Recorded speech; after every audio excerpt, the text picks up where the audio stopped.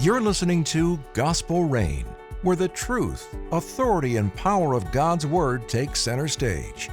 Join Dr. Matt and Dr. Micah as they dive deep into the great doctrines of the Christian faith, explore how the gospel transforms our world today, and reflect on the stories that shape our walk with Christ.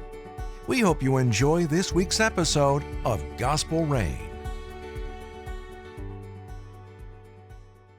Welcome back to the Gospel Reign podcast. This is part of a series that we do occasionally. We like to call Across the Table. We get a chance to interview somebody that's special to us, somebody that's close to us, and we have the privilege of being able to work closely with our guest today, and that guest is Hunter Little, Pastor Hunter Little. He is on staff here at Germantown Baptist Church. For all those who are a part of GBC, know him and know him well, especially our younger folks in the crowd. And he does get an opportunity to preach occasionally, so you get a chance to get known. He preaches well. Yeah, very well. Very get well. known by our older adults, too. So anyway, it's going to be a great conversation with Hunter. We've been looking forward to this because we just kind of want to pick his brain. And just so everybody knows, this is unrehearsed. We didn't give him a long list of questions like we did some of these other sorry pastors that we've interviewed. Until like 5 minutes ago. Hey, by the way, we'll probably talk about it. Here's what we're gonna ask you. So a lot of this is just kind of impromptu for Hunter, although we know where Hunter stands on a lot of these things, and we've had conversations around some of these things before. So let's start at the beginning. Well, we gotta talk about the elephant in the room. Yes. Let's talk about the elephant. Pastor Hunter is freshly shorn up top. Newly bald. Looks great. We love it. But there's a story behind it, and it was for a good ministry reason. Right? Yeah, because last time you preached, you were not bald. So people need to know this story. What happened? So we were talking a little bit before. You know, you get your hair genes from your mom's side of the family. All the men in my family are either already bald or they really need to be. It just, you know, the friar tuck. Yeah. It's just time to let. Yeah, accidental friar tuck. And that's wanted to get ahead of that. So, and part of my responsibility as a student pastor is to take verbal abuse from teenagers. That's that's not on paper, but you get it. Yeah. So unwritten. Yeah. To know that you're going to get, picked on, made fun of, that's just their love language. Anyways, tried to make it fun for them, and say it out loud. That way I have to do it instead of dragging it on. So we knew months ago, and I told my wife, I'm taller than most people, or people are just too nice to tell me, but it was getting pretty thin up top. So I guess some people didn't notice, but my wife did. She said, I think it's time to shave it off. So kind of schemed, came up with a game plan. It's like, we did our own camp this year for the first time in a while, and decided, what if we make this the grand prize? That whatever team wins, they get to shave my head. They get to put a design in it and then shave it completely bald. Okay. And it worked out really well. I don't know what we'll do next time. Yeah, you can't top that. It's hard to top that. Kids love that kind of stuff, man. They do. I shaved my left leg one time at a D now for some reward. Nobody wants to know that. That's so interesting. Only my left leg, which was strange. But kids love that stuff. Yeah, they did. They really and bought they got in. to They were super competitive. cut and trim and everything. We saw some video of it, of them trimming some of it and leaving other parts of it, making it look funny and all that. I was underwhelmed. I felt so bad. I was so nervous. I was like, these guys are gonna make me look terrible. Yeah, it was awful. Mm-hmm. They wanted to do an Avatar arrow. I'm like, that is so tame to what you could do. I would have. Yeah, there could have been all kind of weird things. Man, I would have. They wanted to do the friar tuck or the reverse mohawk. The dude from the Grinch that just shaves it right down the middle. I was expecting that, but the arrow, it was fine. Yeah. Okay, well, I think it looks great. I do too. Not that you care about our opinion about your own hair, but I think it looks great. Or lack thereof. Yeah. And part of the reason why it works is because you have a symmetrical face. What do you mean by symmetrical? I got an ear that sticks out way over here. So, like, if I shave my head, that's the only thing you're going to see is this ear looking like Van Gogh sitting right here. But you have a symmetrical, your ears fit, man. And a great beard, all great that. Beard, so, that's perfect. Here it goes. Now, you mentioned your wife was for this, Brianna. Tell us a little bit about your family, your growing family. Yeah, so married to my wife, Brianna. Pull the microphone a little closer to your face. Married to my wife, Brianna. Yeah. We've been married for going on 5 years, a little more than that. Mm-hmm. We have a 3-year-old named Judah and a 7-week-old named Oliver. Yeah, Big O. Love it. Judah's kind of the unofficial mascot for GBC. He sure thinks he is. He is He famous. does, doesn't He he? is famous. But he wears it proudly. He does. He's Yeah. all over around, all over the place around here, and everybody knows him and loves him. To know Judah is to love Judah. He is an extrovert of extroverts. Okay, but that's not you though. No, That's not your naturally. personality. It's Or my more- wife's, really. Really? I was going to say Brianna is good with people, but she doesn't strike me as an extrovert. No, like Yeah. we love our people, but we're content being away from people a lot of the time. But you can't go in a grocery store without talking to somebody because Judah's going to say hello to him. Okay. So Good. That's getting you out of your comfort zone. it Hunter. is. That's right. It is. That's what and then kids are turning for. a 10-minute grocery run into an hour. Love that. That's exactly what kids are for. Yeah. Well, all right, let's talk Yeah. about your testimony. All right, so we'll start there, and then we'll move on up into kind of talk about your road into ministry and how you got to GBC, and then what do you do here, and all things student ministry. We'll talk about that in a little bit too. So start there. Your testimony, your growing up experience, that kind of stuff. A lot of our church members may not know some of this. You've told a little bit in times that you've had to preach, but tell us a little bit more about your growing up experience and your salvation and all that. Yeah, so I have a younger brother. He's 3 years younger than me. So we grew up in central Mississippi. My brother and I, my mom and my dad, we grew up there. And my mom was a big advocate for church, was a believer. My dad, not so much, but my mom had us in the door every time. Little country church called Duffy Baptist Church. Okay. 30 or 40 people there, and we were at least 3 of them that were there all the time. It's kind of our refuge. Grew up in kind of an unstable home, but anytime the doors were open, we were there, and just was really kind of craving some fatherly affection, some confidence in that. I was just kind of looking for that. Didn't know that as a young kid. My dad was there, but wasn't really involved very much. And I remember going to an event called a Strongman event. You guys may be I familiar. remember John Strong. Copta, some of those. Right. Is you had this gnarly looking dudes and some ladies that would rip up phone books and Yeah. roll up frying pans, and I thought that was so cool. And in the midst of that, they find a unique way to share the gospel, to talk about sin and the need for a savior. And I was 9 years old, and I remember that vividly, and just immediately felt my need for a savior. Knew that I was a sinner, and was kind of looking again for that positive male influence and affirmation. And I found that in Jesus, and gave my life to Jesus as a little kid. But not long after that, my parents separated, and really struggled all throughout middle school trying to find a home church. Moved to a little town called Union, Mississippi, and there was a First Baptist church. And growing up, my mom was really adamant against the First Baptist, kind of stereotypical. Okay. I'm a divorced single mom. You know, I'm not going to be welcome in a First Baptist church. So really struggled with that for a while, and just didn't really plug in. I was saved, but no more than that. Couldn't tell you, couldn't really articulate my faith, but I knew that I was saved. But I played baseball for that local high school, and had a buddy that invited me to his youth group. And his name was Bailey, and met the youth pastor there. His name was Jordan Robinson. Jordan was not theologically educated. He was an electrician by trade, but kind of filled a void as the student pastor, and knew from the moment I walked in that he loved me, that he cared about me, didn't know me, but I felt like I had a place there. I felt like I knew him for a really long time, even though I just met him.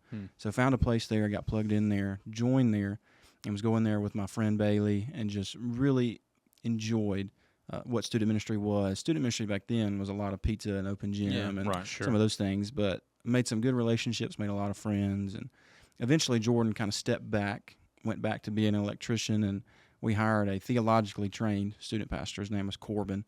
Corbin kind of took me under his wing, discipled me, showed me what it was like to grow in your faith, to read scripture, the spiritual disciplines, and I played sports all throughout high school, was able to play a little bit of college ball at a little community college in Mississippi, and got to play one season. We had practice in the mornings, weights in the afternoon, film at night, and we won one game the whole season. Just thought, like, this is for the birds. Yeah. Who wants to do this? I know. And I wanted to do something in kinesiology, orthopedics, whether that was physical therapy, orthopedic surgeon, something like that. But I took chemistry 1 and realized that I need to find a different career path. Science and math, still can't do it today. But when you combine the not doing too well in chemistry and know I have all these classes I have to take to do this, football is not going well. That kind of become my identity.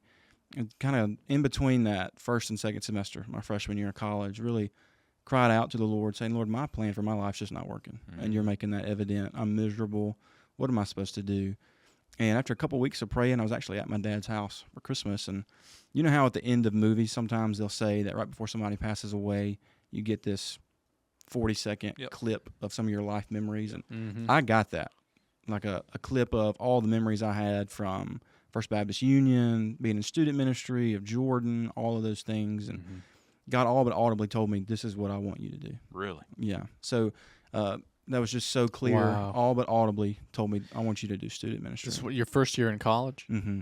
So were you still in a discipleship relationship with Corbin? Mm-hmm. I was. Okay. Yeah. Okay. So still was connected with him. I was involved with the Baptist Student Union there. And so once I surrendered to ministry, had a conversation with Corbin, and Corbin kind of took me under his wing even further, showed me what vocational ministry looked like, was able to do kind of a laid-back internship with him, was able to see what being on church staff was like, how to prepare a sermon, how to make a budget, how to have conversations, how to do those kinds of things, and eventually transferred to Blue Mountain College. I was really wanting to get back into powerlifting, did that a lot in high school, was looking to do that again now that football was over, and was actually enrolled at William Carey University down in Hattiesburg, and had a roommate picked out, was just a couple months away, and then I get a phone call from the athletic director at Blue Mountain, say, hey, we're piloting this new collegiate powerlifting program. We want you to come be a part of it. And I guess they got my name from somewhere. It's still kind of fuzzy, but I never heard of Blue Mountain before. I know that now that I was there, you don't get there on accident. You have to go there on purpose. That's so right. I know you guys are grads of there, but right. went Well and met the AD, met Dr. Meeks and Dr. Mims, and just kind of fell in love with the place, fell in love with them, and knew that's where I was supposed to go. So enrolled there in fall of 2019 after transferring from community college, and was there fall of 2019, was there for about 7 weeks, spring of 2020, and then went home for 9 months. Yeah. Cool. And then finished up in December of 2020. And then from there, you just want me to keep going? Yeah. Well, in that time frame, correct me if I'm wrong, but in that time frame, you were interning at a church right. I was pastoring. That's right, yeah. For like 3 weeks. For like 3 weeks, Because and of then COVID. COVID. Because of COVID. Yeah. So I remember that time frame very briefly. Hunter would sit on the very back row, left side, and of course he's a power lifter. He's a big dude. Yeah, you can't miss him. And I knew he was doing student stuff or whatever, but then COVID and everything. What's interesting is that at the same time you had kind of this relationship with him, so did I. I was substitute teaching at the time at Blue Mountain College. Yeah. Because they'd lost a professor who had moved on somewhere else, so they needed some help. They asked me to come. I had been teaching for New Orleans Seminary, but asked me to come to teach a class at Blue Mountain on campus. So I went on campus and taught, and Hunter was in that class. campus. Wow. Or was in that class. And That was during COVID. yeah, that was during COVID. And so when COVID shut down, we all left and had to do online classes. But it's the same period of time that you knew him as the same time I knew him. That's fascinating. So I got 2 Bs at Blue Mountain. One was in Intro to Literature, my senior year. Yeah. You know how you have professors sometimes who don't know how to pause a YouTube video, Oh, yeah. but they have to teach a hybrid class during COVID. Oh, yeah. So I blame that fully on that, Yeah, yeah. on COVID. Yeah. My second B was in Church History 2 with Dr. Matt Brown, Wow. Isn't that something? also during COVID. Oh, yeah. Yeah. COVID. Just Yeah, tough. blame it on COVID. Standard, Don't yeah. blame it on Dr. Brown. Just So we blame had it on no COVID. Wi-Fi where I grew up. My mom had never heard of Wi-Fi when we got to that point.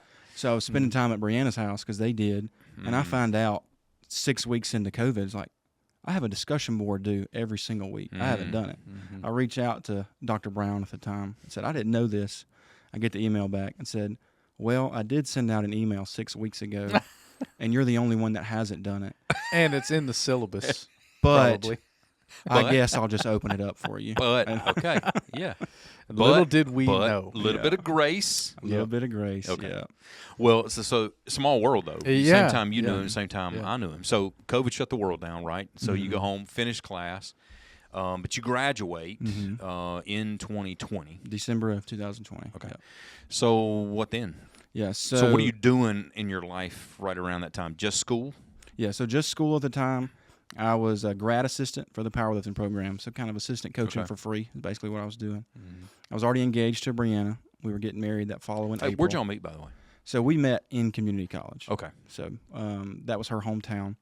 the church that I got plugged into in college, she was already plugged into. Okay. So that's where we met. Mm-hmm. But coming out of, when I was in that last semester, I was kind of trying to figure out, okay, I know I'm called to ministry, getting married in a couple months. What am I supposed to do? Right. And a little small church outside of New Albany, Mississippi, located in a community called Ingomar. Yes, sir. Fredonia Baptist Church said they were looking for a student pastor, and had conversations with them, and eventually started there. I graduated on a Saturday in December. I got hired on by them that January 1. So I started there, was green. We were not married yet, so I had this 3-bedroom parsonage to myself for 4 months. Wow. Didn't know anybody there, just kind of making it on my own, but served there for 2.5 years. Sweet church. They pastored me probably more than I pastored them. Love it. Loved me, took me in, and still have dear friends that serve there, that live there, that will be there forever, and so with our grandkids. But they grew me, they pastored me well, and then about 2.5 years in, 2 years in, I'm taking systematic theology again with Dr. Brown through New Orleans, and we have class all day on Monday. And I just turned in a major theological reflection, some sort of paper, and I get a text from this 662 phone number that says, "Hunter, this is Dr. Brown. Do you have a minute to talk?" And my immediate reaction, I just turned in this major paper, was like, And you're already tender about the B in church history, too. Exactly. from He's college. already- So it's he's like, what's still- fixing to happen? Still upset about the B. it's already rocky. You know? And so my first thought was, man, am I a heretic? Like what I'm trying to replay. What did I write about? And then, but no, great conversation. He called me and told me about he's looking for a student pastor, and I think I told you that I wasn't interested at first. I was happy where I was and content. Brianna was 7 months pregnant with Judah, and just weren't really looking to go. But I think I told you I thought a lot about you. I'd at least have lunch with you, and we went to Lost Pizza in Tupelo. Yep. He ordered a turkey sandwich. I showed At a pizza restaurant. one of the best turkey sandwiches around. Just saying, it's I- really good. That's why That's you good ordered it out knowledge. there. I Yeah. mean, I Eat wouldn't that. know It's that. a turkey melt or something like that. Oh, really it's good. open-faced turkey. No, it's not open face, but it's a turkey sandwich. Gotcha. It's really good. Anyway, I'm not sure I've even eaten there since then.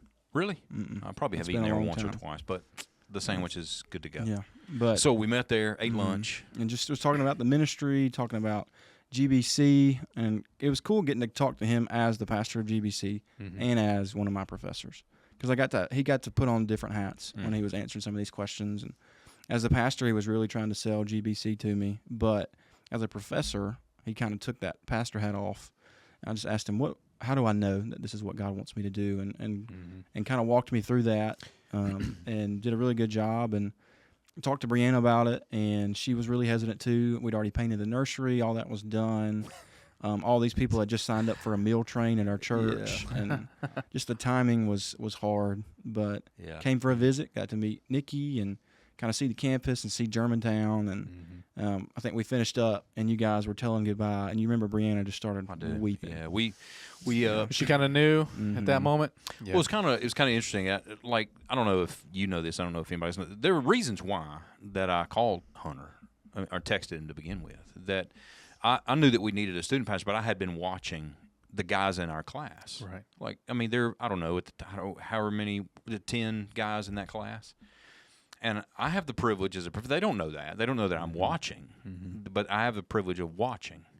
And they don't know what I'm watching, but I'm paying attention for a number of things, not just the theological acumen in the class, whether or not they can do the work, but I'm looking internally to go, is this somebody I would want to work with? Is this somebody I would want to recommend to a friend? And so I find out, and guys that go through my classes, and you know this as well, they may not realize there are a lot of people that you cross off your list that you would never recommend. Yeah. Because they're not serious students. They don't know what they're talking about. They whatever. And so I've been teaching now for 13 years at New Orleans Seminary, and just for years, you just kind of mentally you check off the list guys that you wouldn't want to work with or recommend. Well, so as I'm in class, there's some guys in there that I think are really good, but I just kind of kept my eye on Hunter for the whole semester, and he didn't know I was watching him for that reason. But I watched him for a number of weeks, just watching his character, watching his integrity, his classwork, watching his opportunity around other people, how his peers responded to him. I mean, I knew he was a student pastor at the time, but I wanted to know, how do other guys his age act around him? What do they think about him? And just is the same way now. People just tend to gravitate to Hunter, even guys that are his age. They just kind of tend to gravitate around him because he's a serious guy. And yeah, he has fun, but he's a serious guy. And I knew that from class, knew that from his class work, that he was a serious student. And so a number of things. So that's why I reached out to him by text, said, let's just have a conversation. Didn't know him all that well other than just class and just from his reputation, but that was it. So we had that conversation and then met in Tupelo, talked for a while. And then I remember we just said, hey, look, come up. Let's Nikki and I will take care of you for the weekend. Just come up, stay. Let's go eat. Let's walk. Let's talk. Let's drive around the campus. Let's drive around Germantown. Let's just see. So they came up and stayed with us. And I remember we had a great conversation, great dinner together, great, shared a couple meals together, I think, and then went. And then we were sitting in the car together, and they were about ready to leave to go home. And I remember we were talking to them just to say, look, come to the end of our time together.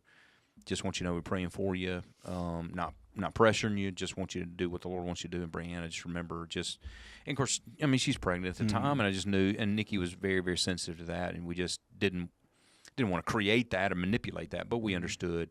It just sensed God was doing something in y'all's life and in our life too, to kind of put us together, to work together as kind of co-laborers. So that's kind of how that feeling. People who are in ministry, who God is moving around, they understand 100% what's happening in that moment. Yeah, because it's a mixture of excitement and the unknown and a little bit of sadness and all the things you're talking about. Man, we just did our house up. We got these relationships. We got this, but in that moment, you kind of recognize the rightness of something. And all of those emotions just hit at one time. Yeah, you're wrestling with a lot of things. Things. So Hunter, I don't. Let me just ask you a question. So when we were talking about coming to Germantown, at the end of that visit, y'all were about to go home, and when y'all did go home, your ride home, all that kind of stuff in the next couple of days. What was y'all's thought about coming to Germantown Baptist Church? I mean, how did that kind of transpire over the next few days? Yeah, so I kind of felt like that's what God was calling us to do before we even came.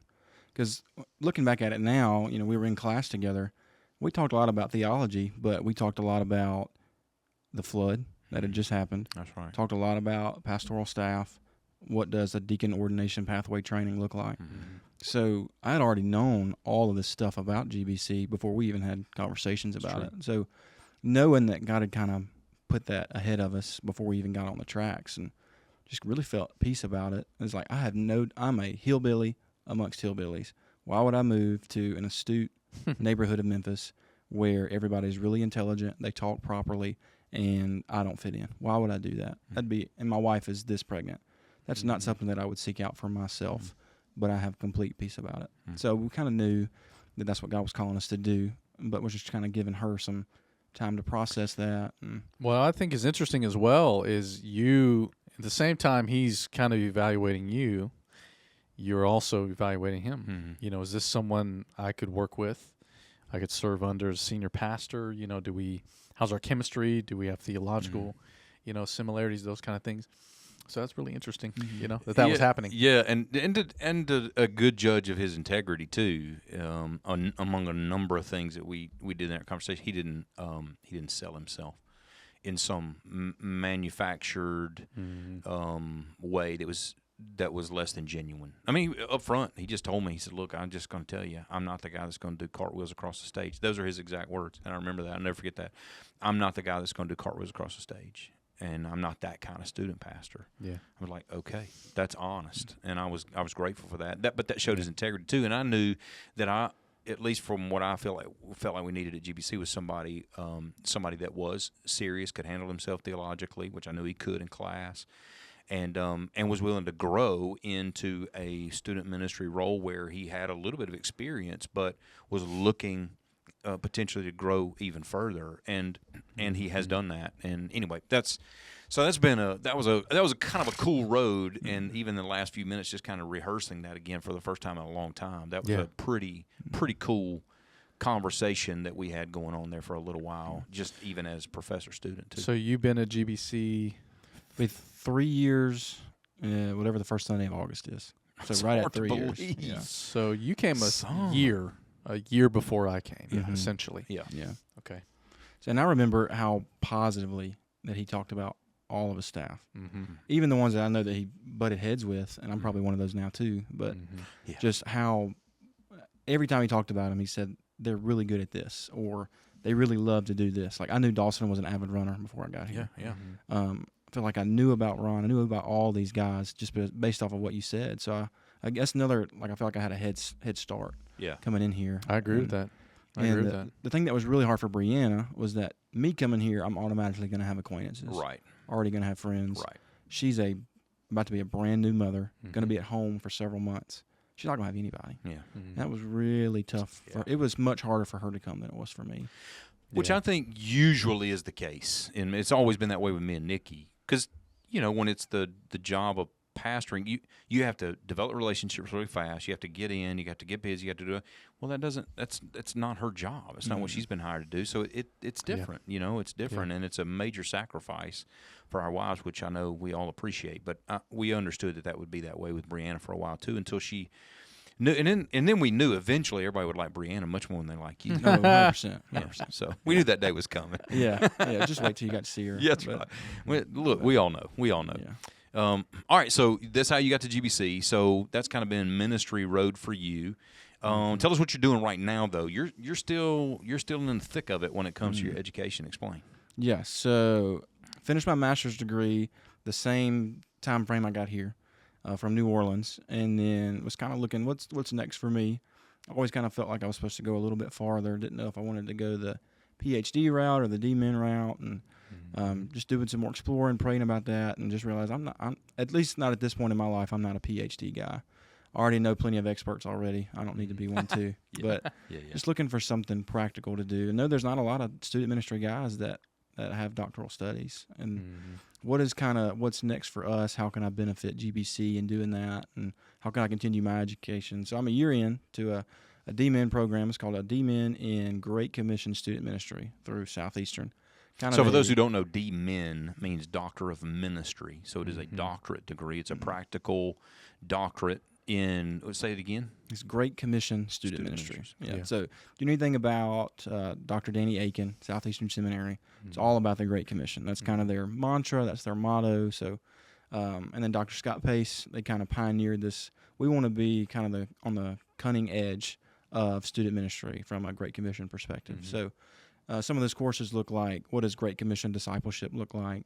What does Great Commission student anthropology look like? So I'm a year into that, have a year left of seminars and workshops, and that third year will be writing. Project.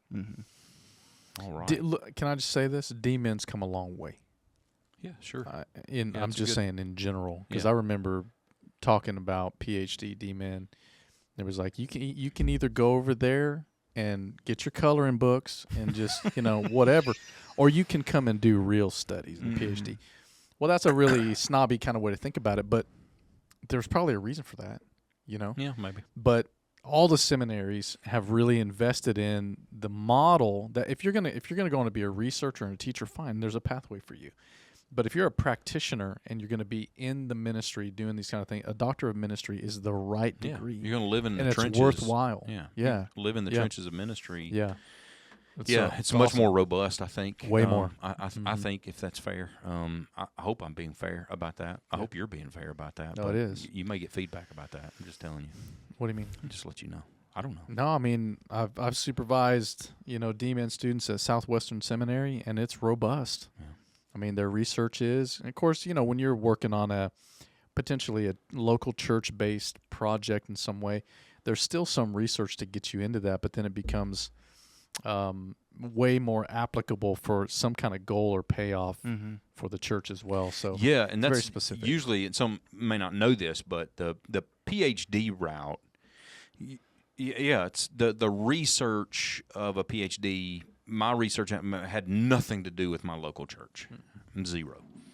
Well, I mean, maybe I could make application of it some way to my local church, but the D-Min project inherently is geared toward the local church, mostly that you're serving. So not only are you getting a Doctor of Ministry degree, GBC is benefiting from your Doctor of Ministry degree. Correct. So the title of it will be, developing whatever strategy for Germantown Baptist Church. Yeah. Germantown Baptist Church is going to be in the title. Yeah, That's that's awesome. It's just a really big help for the local church that the guy who's getting the D-men is serving. It's a big payoff for the church, and I say that in a real way. Some churches may not appreciate that, but it is a major payoff. Let me just say this to our listeners: Okay. if you're a member of a church and your pastor is working on his master's degree, even his bachelor's degree, his doctorate, you're getting a major payoff for the church because of what your pastor is doing. Okay, that's my ad. I agree. It needs to be said. A lot of churches don't respect that. Just saying. Okay. Yeah.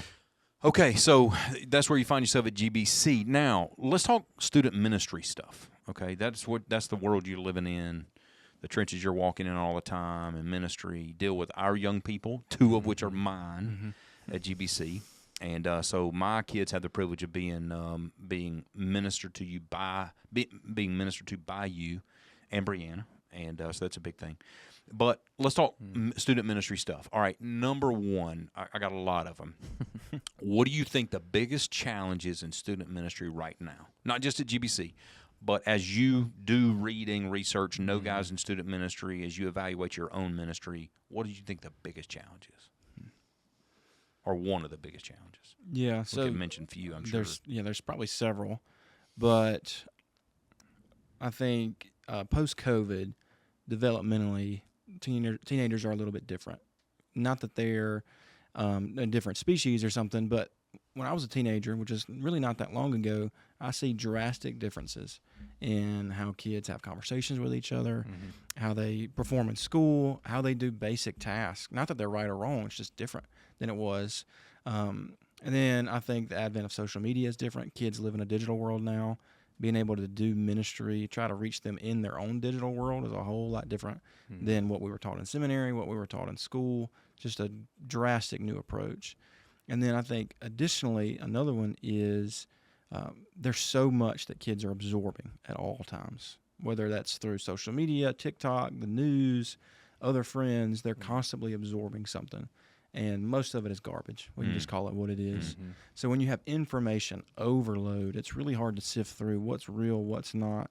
I mean, even adults, they sit and they call it brain rot for a reason. Right. You just kind of lose track of what's reality and what's not. So helping kids to be able to see what real truth actually is, what real authenticity really is, and that's kind of what we built our ministry philosophy around is the age of pizza and open gym and student ministry, at least in Germantown, are over. That is not the case anymore. There's kind of some landmarks in student ministry over the last couple of decades that people measure by. You have kind of post 9/11 ministry, post 9/11 to the advent of social media. It's about 10 years. From 2001 to 2011 or 12. That was the era of open gym, pizza, dodgeball. You open the gym, everybody's going to be there. The entire town's going to be there. And then post-social media, you start to see that trend die down just a little bit. Kids are more content at home. They're more content in this new virtual reality. I grew up in that generation. I experienced that. And then comes 2020, post-COVID. Completely different than anything we've ever seen. Again, that open gym type concept is over, but I feel us starting to kind of lean back into that a little bit because it's authentic. Kids don't know what is authentic and what's not anymore. So there's a kind of a lean and a push towards what's real and what's authentic. So the reason that we do, and the reason I'm not a cartwheels across the stage kind of guy is, not to say that guys that do that aren't authentic. Sure, right. That's not what I'm saying at all. But in a world that's loud and fast, am I just trying to be loud and fast too? Competing with that. Right. So kind of my burden is I want to give them a safe space to maybe slow down a little bit, to just listen and take a breath. You don't have to cipher through what's real and what's not. We're going to be authentic. We're going to say what truth is. We're going to tell you what the Bible says. We're going to love each other, and we're going to do this together. So that's kind of the reason that we've made our philosophy is in kind of try to be not as reactive, but proactive with some of these challenges that we've seen. Well, there's so much in social media that blurs the lines between truth and error. So much of what our kids, I think, are picking up on, they don't know the difference sometimes between what's true and what's not true. And I think a good place for a church and a youth ministry is to present truth unadulterated. This is true. We're not going to apologize for that. This is true, and it's not going to look like, it's not going to sound like what you're being fed on social media or at school or something like that, but it's true, and we're going to hold that out as truth before you and expect you to embrace it. We want you to embrace it because we know that that's where real life is, where real freedom is. But it's I can imagine that being very difficult. You're living in that kind of blur between truth and error. I mean, so much of what I even see on social media. It promises something that it can't deliver. Yeah, exactly right. It's all over the map, what people are saying and telling. And not only social media, but now AI culture, which is now speeding up tremendously what is error. I mean, and you can't decipher what's truth and error sometimes when AI is involved. So living in that world for our kids, I can imagine being a very difficult thing to do. But I love the philosophy because I think, do you think, maybe I should say, that because there's so much we can't trust with our own eyes and ears, and the promise of social digital space is not delivering, that the recovery of actually the body of Christ together, unplugged, serving, growing together, to me, I think that is going to be the renaissance, or maybe the saving grace of the church, long term. The pendulum is starting to swing back that way a little bit. You're seeing that. So I think we throw around the word, which I can tend to recoil against the use of the word community. Right. I hear it so much. Right. It's been around now for a long time. It's been the mantra for so many. Community. I'm looking for community, and I get that. I think I understand what that means. But at the same time, I will say one of the things the way at least I evaluate it is kids that live on social media in some way, at home, locked away in their bedroom, or at school, locked away with their friends. And a lot of times their time with their friends is on social media or across some kind of a device. They don't have that community. They have a false community or a digital community, but they don't have a face-to-face kind of interaction with a lot of students unless they come to church on Sunday or Wednesday. And that's a huge thing, and I think that's why I hope that pendulum does swing back to call it what it is, the pizza and open gym. Man, because I think, at least from my generation, I think, man, kids are missing that. I mean, I had a lot of that where I had no phone in front of me, and it was just FaceTime. It was us talking in a room together. We had no other device. Yeah. And I think, I wish in some selfish way there'd be a swing back to that kind of thing, which I think you're talking about in part, is trying to give our students a place where that can happen. Yeah. More hands-on, more flesh and blood. And there's so much research out there now that says with the social media and the amazing technology that we have, students are more connected than they've ever been, but they're also the loneliest of any generation that's ever been recorded. I can imagine. Yeah, it's this a good way to false reality where I am connected, but you're really not. You're really not connected at all. And there's been plenty of studies that link higher, and this is not, getting on some soapbox about being anti-social media or anti-connectedness or any of that, sure. But the higher that engagement in those things are, that's the tide that rises rates of depression, rates of loneliness, rates of even suicidal thoughts. Those things aren't separate from each other. They are related. Wow. So we talk about bigger challenges. I want to drill down into one of those things that you mentioned, which is particularly social media. You said that this is a major challenge for student ministry, but can you drill down? Well, is there one specific way you can mention, other than maybe community issues or whatever that might be, one of the major problems that you're seeing in social media and student ministry, or with our students? Make that specific. Put a fine point on that. What is one of those major things that you're seeing as a problem, or as a consequence of social media in the world of students? So, it's hard to verify truth, I guess. So you can have somebody who's extremely charismatic, extremely well-spoken, and they can sound really good when they say it, but they're speaking absolute nonsense. It's easy, especially when you're not very mature in your faith, to be drawn to that and believe it. The things that we've been through as a church the last couple of months, I've been surprised how much I see on social media, and my immediate thought is to automatically believe it. So for students to be able to, and I love to explain it this way. It was explained to me this way a long time ago. counterfeiters, people who study money. I think you and I have talked about this. All right. There's so many different ways to counterfeit money.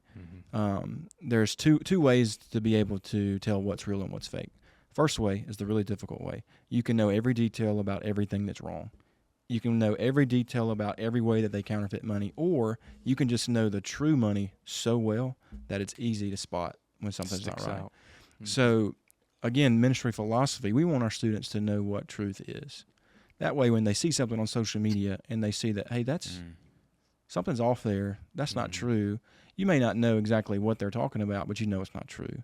So being able to have the spiritual maturity, to see that, to recognize it, then begin to filter some of that stuff out. And social media is not going away. It's going to be part of our lives. So students need to, at least at some point, that's conversations that families need to have about when is it right for my student to start using social media. Yeah. Because if they have zero exposure to it, and then when they turn 18, when they move out of the house, 9 times out of 10, they're going to get social media. They don't know what to do with it. And that's a recipe for disaster. Yeah, exactly. So being able to practice it and use it well. Yeah, especially when you go out to deal. college. Now you're on your own. You're dealing with that without any kind of parental influence, or for the most part. And it Imagine seems like even being worse. social media can be a Trojan horse for pornography. It is, yeah. Bullying. You seen that movie or series called Adolescence? Did you happen to watch that? It's a You know, I've Netflix talked thing. about it. But it was basically bullying via social media and ostracization of this kid, and he makes poor choices on the other side of it. But bullying, pornography, those kinds of things that may not be, or distraction. I mean, just being able to engage a thought longer than just 7 seconds. 7 Yeah. seconds. And All to challenges. watch how many students are giving away to sexting and that kind of thing, where they, Right. they're sending all kinds of things over just text message or over any kind of other platform, which are completely inappropriate and pornographic or those kind of things. Yeah. We've seen students get, not at GBC that I know of, but we've seen students in school systems even around us get suspended or expelled because they've done some of those kinds of things. Even And- arrested. Yeah, even arrested for those kind of things. Yeah. So it's crazy what they're living there. So with all the challenges of social media, I don't want to just abruptly shift gears, but what's good in student ministry? Like those are, I know we have a lot of those Pizza challenges. and open gym, man. But what do you see in our students that, again, not just GBC students, but students right now, that's really good, things that got you encouraged? What are some of those things that you see? So it's almost an exact opposite of all those things that we just said. So back in the the 2000s, even the 2010s, it was easy to get the majority of your community in the building, right? Great for evangelism, but most of those kids are either not serious in their faith, they're not believers, so it's hard to know kind of what your demographic of spirituality is. But nowadays, it seems like the kids that are there because they want to be there, they're believers, parents are believers, and they're bought in and engaged for the most part. So I think that's what's exciting is that, we can have 500 kids here and have only 50 of them are believers. There's great ministry in that. But to have 50 believers, that's how you make a difference in your community, in your church, in your schools, is to have your entire group that's bought in. That's super exciting to me. Now, one day I would love to, be at those numbers again, just for the excitement of it, the evangelism opportunities. But, and on top of that, the kids that are here, they're super serious about their faith. They want to go deeper in the Word. They want to be discipled. They want to know about spiritual disciplines, and they're eager to defend their faith. The last couple of senior classes that we've had, talking about creation, how to defend your faith using a creation argument, using cosmological argument, all these kind of things. As a 17-year-old, I could have never done that. But to see what these kids already know about it before we even talk about it, they're interested in engaging people in gospel conversations. It's a completely different shift than when I was their age, and that's incredibly exciting. Eager to serve. I see that in our students as well, and participate in, leading worship, going on mission trips, evangelism, discipleship, one-on-one and group. It's encouraging, man. It really is. Yeah, and even if encouraging. they don't know they want it or need it, they're being Right. led to do it. Which is a good thing. And they're in. And to be able to see that our kids are, we have student ministry and we do fun things because fun things are a pillar in the life of a teenager. We're never going to go away from that. But the retention rate of kids after they graduate high school, the more they're involved in corporate worship and the body as a whole, the better they are, the better that retention rate is once they leave home. If they know that they're plugged into a community of multi-generational folks that love them, that care about them, and they serve in that way, they're going to be much more likely to continue in that faith journey as they graduate high school. And that's kind of been my motto since I've gotten here, kind of asking the Lord, what am I going to do? You told me it's kind of a blank slate. Mm-hmm. You do what the Lord wants you to do. And kind of the phrase that God gave me was faithful followers of Jesus for a lifetime, whatever that looks like. I've heard you say that a number of times, and I love that. Because that's been modeled for you, right? Growing in your kind of journey into ministry and all that kind of stuff. But that's also what you're modeling for other people too, which I love. All right, so dreams. Let's talk about dreams in student ministry. All right, you look ahead, thinking down the road, 5 years, 10 years down the road. You don't know what God's shaping you to do down the road, right? Is it a career student ministry? I don't know. Can you answer that question? I don't know that you can. Can you? Are you like vocational? Yeah. Yeah, I enjoy preaching when I get the opportunity, but the work that it takes to be in the study, to read, to write, to do the study in week after week after week after week, it doesn't put wind in my sails right now. I enjoy the opportunity when I get it, but to be able, and even as somebody who doesn't enjoy small talk, I love hanging out with people. And the things I get to do as a student pastor are so much fun. There are plenty of bad days. There are plenty of hard days. But think about the last 8 weeks in my life. I went to a water park on a Thursday.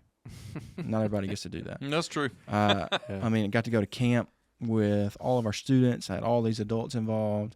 Not everybody gets the opportunity to do that. Played slip and slide kickball last week. Who does that? That was on a Monday. Yeah, nobody has that good of a Monday, right? That's right. So those, selfishly, those are things that I enjoy. But just the kind of the adaptability. I don't do the same thing every day. There's something different every day.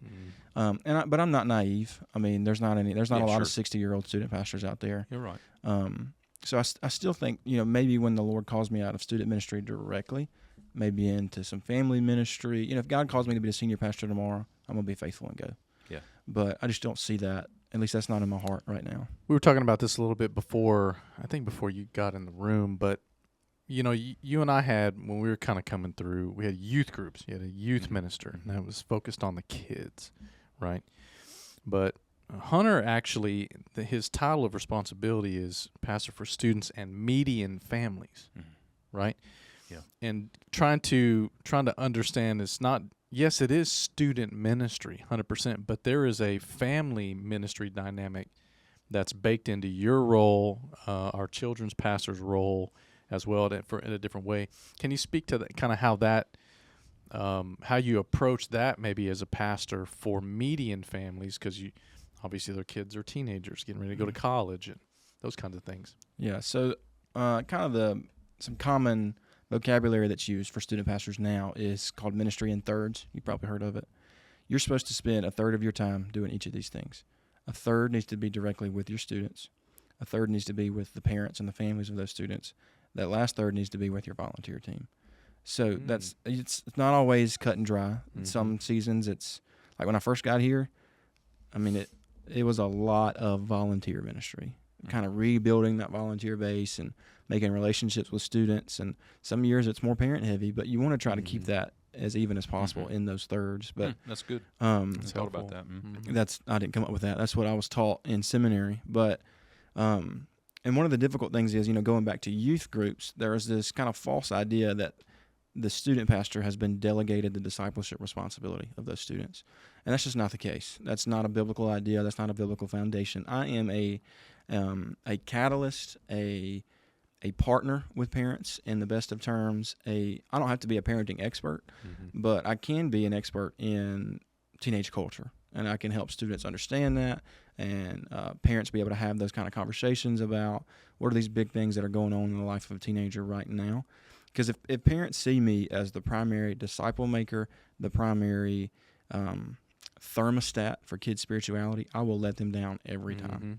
And they're going to be disappointed in me. They're going to be disappointed in our church. They're going to be disappointed in student ministry. But if they understand, and it's part of my job to help them understand that that is their responsibility, to be able to equip them to do that. And if they can fulfill that role, and I can come along as a friend, as a coach, a catalyst, a partner, that is the best case scenario for the faith of those students. Yeah, I think that's good. You can resource and facilitate our parents, but help them understand that that's their primary role, and you're not hired to raise their kids and make them love Jesus. You know, that's a mom and daddy's role if they have a mom and daddy. But it's your role to be there to help facilitate, undergird them, give them what they need, spend time with them, help them. And I like that. We at GBC. I don't know if you know this. It was before you got here, but Pastor Hunter coming on is what kind of helped us begin to shape that wording of responsibilities, median family ministry and young family ministry. Like our pastor of children is not just children, but children and young families, and because that they're in that kind of season of life where they're still young, because they have younger children. But this kind of fits the season of a median family, and we understand that. As Pastor Hunter was coming here, we were kind of shaping that language to go. This we've got to communicate. We're not just kind of saying it as empty words, but we're communicating. We understand ministry is not just to the kid, not just to the student, not just to the high schooler. It's to the mom and daddy, to the brother and the sister, because what they're going to get here, they're going to take home, and they need help at home to be able to kind of put roots down from what they're understanding and learning here. They've got to be able to put that down somewhere, and it needs to be within their family. And so it's kind of bringing shape to that when Hunter was coming on 3 years ago. That's a big deal, though. I mean, because you have a wide range too of dealing with parents who they have a 6th grader, and then you got someone who's got an 18-year-old that's a summer away from going to college, moving away, and those issues. I mean, sure, that's our youth group, but those areas are so diverse in what those kids are, how their formation and what's kind of happening, that you have to bridge some of that too, or at least have a team where you can shepherd together, even in different sectors of where kids are in their development. I think's huge. Yeah, and parent ministry can be difficult because with students, you have weekly, even bi-weekly programming with them. You have a set-apart hour, at least twice a week, where you are with them. There's not really any opportunity to do that with parents. And you don't want to, you're kind of stuck. You don't want to add another thing to the calendar because that's not always the fix. But you can't neglect it either. So ministry to parents, kind of a way that I've thought about it is parent ministry is done in the doorway, the hallway, and the roadway. It's having conversations with parents in the hallways.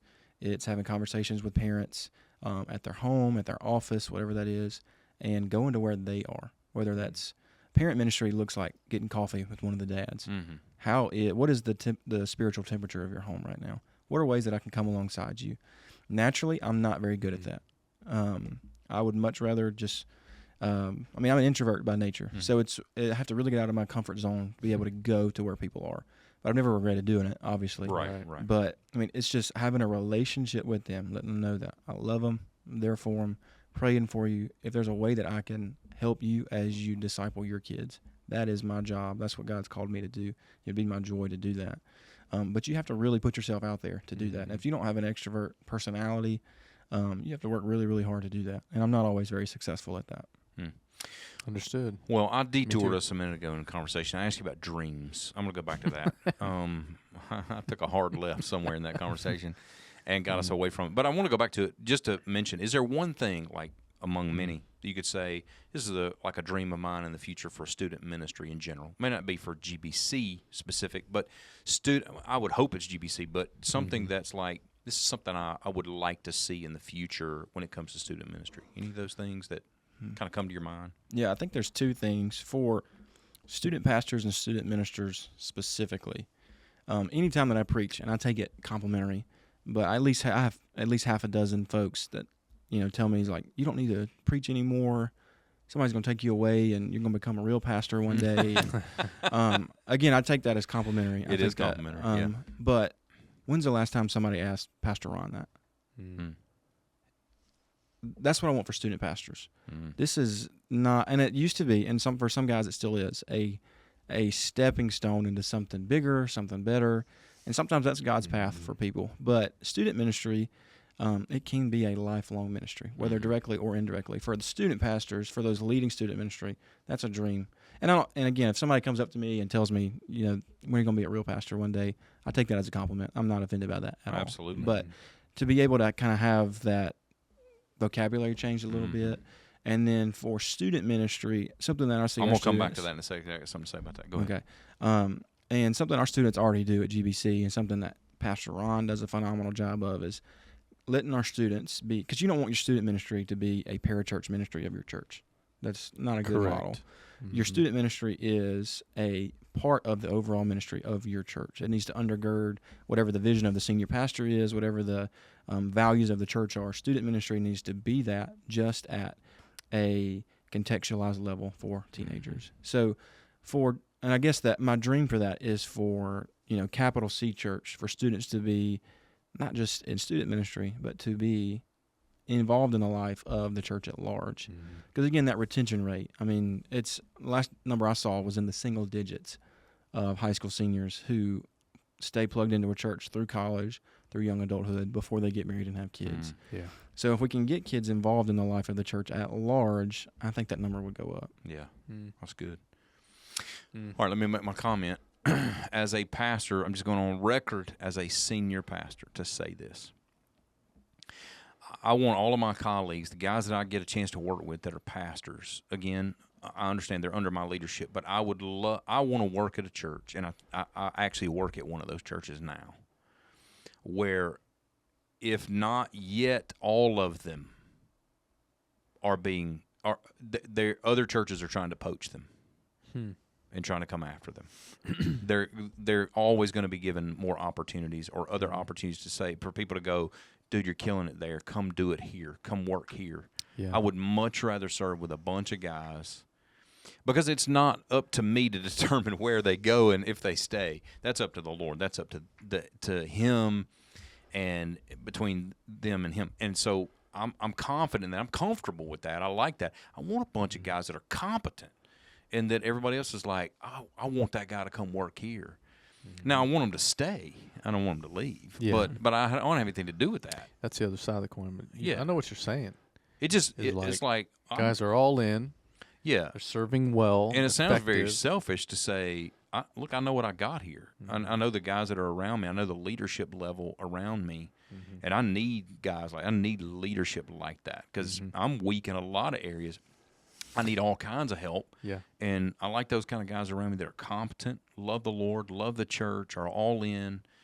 And it's up to the Lord where He takes them and when He takes them. But Yeah. for the time being, I love to serve with those guys that are other people want them. Well, because, in ministry, you'll get somebody, talking to you, and you'll know right off the bat, no, it's not for me. I'm happy where I'm at.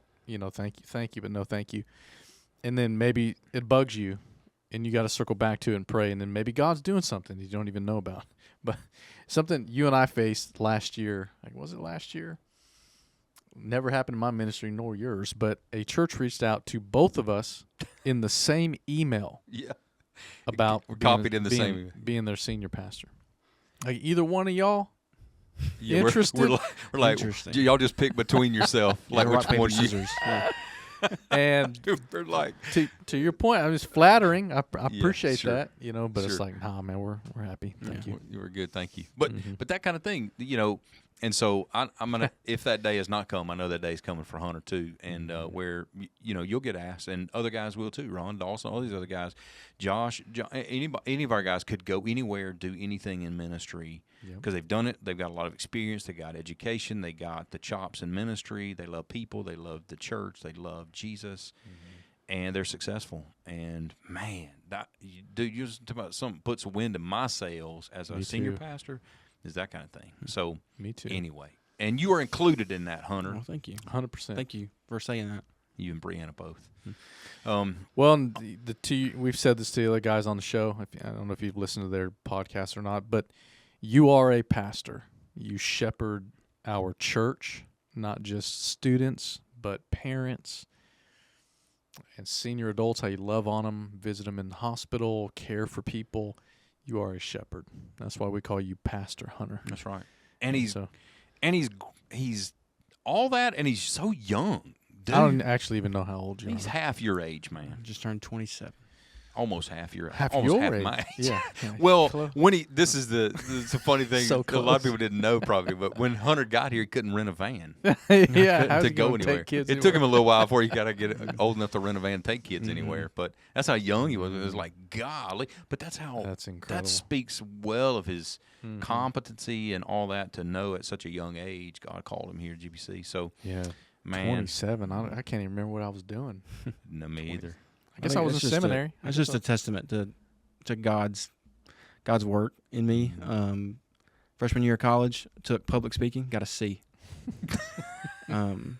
Couldn't talk to people. I had to do a speech in front of 10 people about my life. I already know all the answers. Yeah, yes. And I started crying because I was so afraid. Right. And then You've come a long way, Right. Pastor Yep. Hunter. right, and then surrendered to ministry, and then as God shapes and forms as He Yes. calls, and took it again, made it a little bit better than a C. I made an A actually, There unlike you church go. history too. See there? But and then the Lord just equips I was you. here about You know, He if I'd have, as a 19-year-old, 18-year-old, I got called into ministry, just thinking, God, you got the wrong guy. Yeah. Like I don't have any of the abilities that I've seen in some of these other guys, but any ability that I have now is purely because God has shaped me in that way since He called me to ministry. Nothing that I had beforehand. I made a C in public speaking in college too. Did you have to take public speaking? Do you remember what you made? No, I don't remember. But let that be a lesson. I probably made an A+. No, I'm kidding. I was so backwards, man. I couldn't speak in front of anybody. I was so shy, embarrassed. Yeah. I was so But that's how you know it's the Lord who calls, equips, and yeah. I mean, I'm an introvert too. I never want to be in front of people. I'm happy to be behind the scenes, serving and helping. When you're pushed into that leadership format, for you, it's predominantly through the week and other things in terms of leadership, shepherding for students, but you preach in a congregation or whatever. If the Lord is the one who's called, He's going to equip for those things. And it's like, man, yeah, if you'd have taken that sliver and said, I made a C in public speaking, I got no future leading a church. Correct. Well, you're kind of really trampling on God's sovereignty because He can do whatever He wants to do with you, That's exactly right. including make you a speaker. You know what Yep. I'm observing, though? I might need to hire somebody that's an extrovert. I mean, you're an introvert. So am I. So is I'm on Pastor the bubble. Hunter. I'm on the bubble. What it's, I think we might need to hire an extrovert. I'm not really sure. Maybe Pastor Mark's an extrovert. he is an extrovert. Pastor Mark is an extrovert. Yep. He'll Well, be I on next can time. I can be. I have to compensate. I will say that I'm not normally an extrovert, but I compensate for it just because I know that I need to, and I do I want to. I want to be more of that. But anyway, That's what I mean by being on the bubble. okay, Yeah, you've learned to you have to walk in that space. yeah, And that's another gift that God kind of gives you too. He overcomes those kind of things in you. And, yeah. Okay, we got to finish, man. All right, let's There's a finish. lot more. We could go into much more like interviewee questions, like what is your greatest weakness? Let's don't go into that. I hate that question. I do I work too. too hard. I hate Yeah. that. Okay, good answer. Good answer. I'll take it. Okay, we're going to close the podcast with another segment. So our producer is telling me we're at 1 hour. Okay, this is good. not bad. See, Pastor Dawson, I don't know what was up with him that day, but he went like almost 2 hours worth in this podcast. Yeah. But weren't we What was talking up? about some complicated stuff though? We at some were. point in Anything there? with him is complicated when it comes to music. It's always pretty much in the weeds. Yeah, it was awesome. A lot more than Yeah. I could understand. Yeah. But anyway, okay. So we got to close the podcast. All right. With a segment that when we do this across the table interview type thing, we want to close with a certain segment called Final Four. We got final four questions that we get a chance to ask Pastor Hunter that he has not rehearsed and we have not given him. It's off the dome, off your shiny new dome. Okay. Yeah. So unrehearsed. Here we go. I got 2 questions. You got 2. You're right. Ready? Go. Ready. My first question. Yeah, number 1. If you had to choose right now, are you going to eat catfish or are you going to eat crappie? Catfish. Depends on how it's cooked. If it's fried, it's going to be catfish. Any other way, it's going to be crappie. Do you catch a lot of crappie? Not a ton. Okay.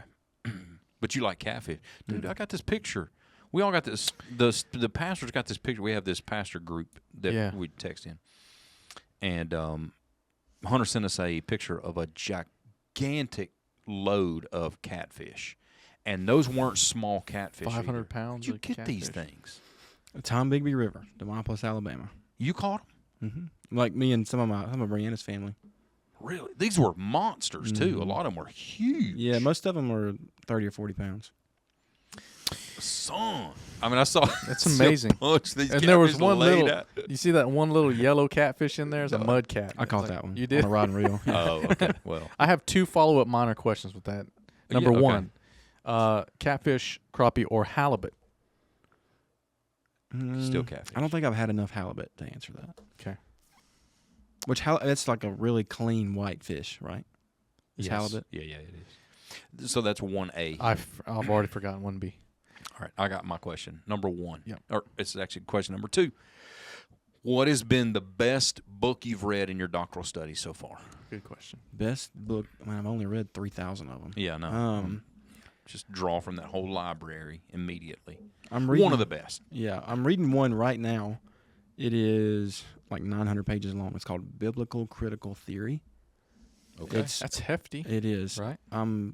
It's 25 hours on Audible, by the way. That's at one speed though. So I listened to it a little bit faster than that. I think I have that book. You do have that book. I'm only probably 100 pages in so far, but it's really good. Really good. I bought that book about a year and a half ago. I was dealing with some issues surrounding critical theory, critical race theory, and a number of things, and bought a number of books around that. Never did get to it yet, but so you like it? I Good? think so. So many of the books I've read so far have to do with, I mean, it's all the system of thought that has led us up to this point. So I feel like I'm already familiar with some of the stuff that he's talking that's about. good. Sexual revolution, Yeah. the Enlightenment, all of those things. So far it's been That's pretty good. I good. mean, a demon in student ministry, I don't think they'd be reading at all. I don't know what they'd be playing video games or something. What is the A whole class person of to Xbox. pizza Ratio? Yes. It's 2.5 per person. Okay. No, that's 2.5 There you go. slices. There you That's go. incredible, man. Okay, now we I know. don't even have that book. I'd love to look at it. I've seen it on your shelf. Yeah, it's hefty. Yeah. I mean, And it's hefty. It's a good history of theory. Well, it's probably not- won some awards somewhere, Gospel Coalition or I maybe can't something remember. else. Maybe when Maybe. I bought it, I don't remember. Okay, so question number 3. All right. I think you mentioned earlier in the pod that you were a power lifter. I was. Okay. No longer. What was your max deadlift? 700 pounds. Holy cow, 700 pounds. I also fractured my vertebra. Doing it? Doing it? last January. No. Oh. Okay. But I'm sure it's directly related to. 700 pounds. That's massive. If you had to, I mean, I know your arm's in a sling, but if you had to do it right now, what do you think you could deadlift? Dude, Right a now. Mike could deadlift his table. and it's hollow. It's hollow. Because- so a Mike could. because here's some- I I don't mean- really know, man. I don't, I don't normally deadlift anything. So if you have that little diamond shaped thing, you're going to get deadlift.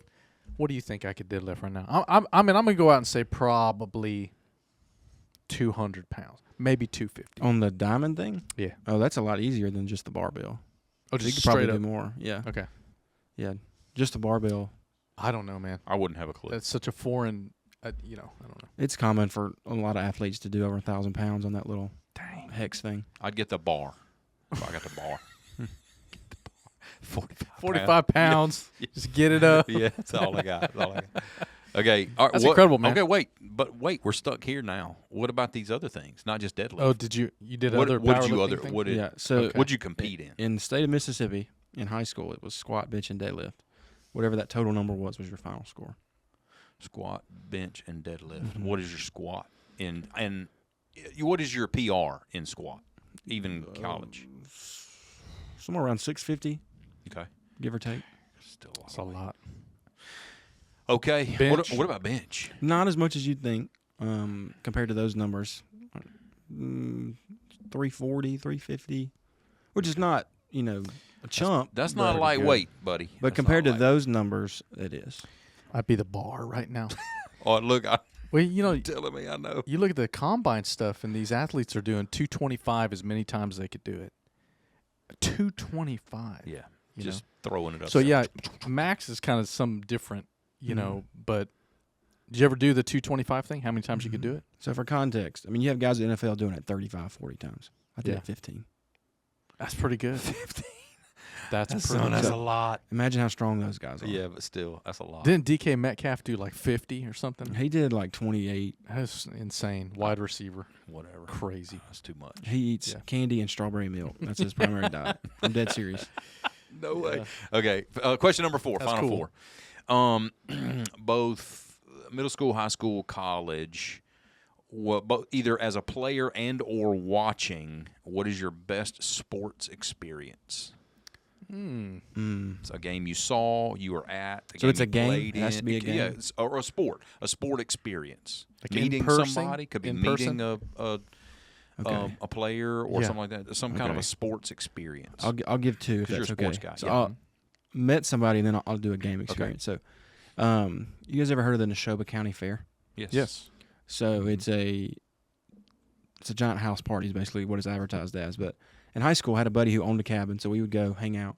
There was a local gym there in Philadelphia, Mississippi. If you didn't know, the Mannings, like Archie Manning's wife, is from Philadelphia. They own a store there called Manning's Store. It's a general store. You can buy 100 pounds of bacon, cowboy boots, or a T-shirt, whatever you want. All right. So they own a fair cabin down there. Okay. So my buddies and I, we went to the local gym during fair week.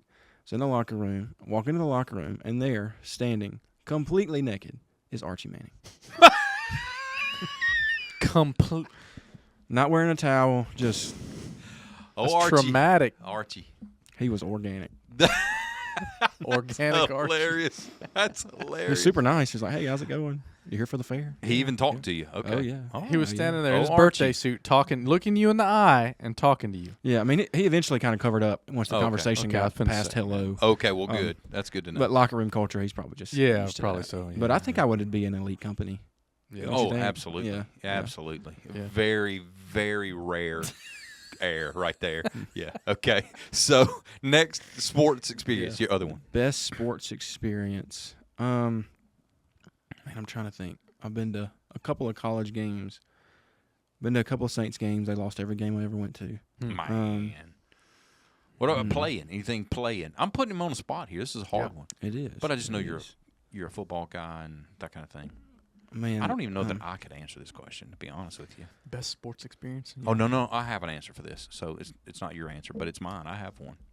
Can I tell you my worst? Yeah. In a football game, I've shared this with our students before as an illustration, but starting quarterback gets hurt. You know, we're playing for the divisions, determines playoff seed, and backup quarterback comes in. And in small school, this guy was playing receiver or something, and just with a backup. And he comes in, and we're going down the field, 2-minute drill, and he's playing well. He's slinging the rock, and he's coming up to spike the ball. And instead of spiking the ball, he takes a knee. By accident. Time runs out. We lose. Oh, no. Ooh. Dude, it ate at him, which I ended bet. up not mattered because we got to the playoffs and ended up being fine. But we thought that Wow. we thought that we were out.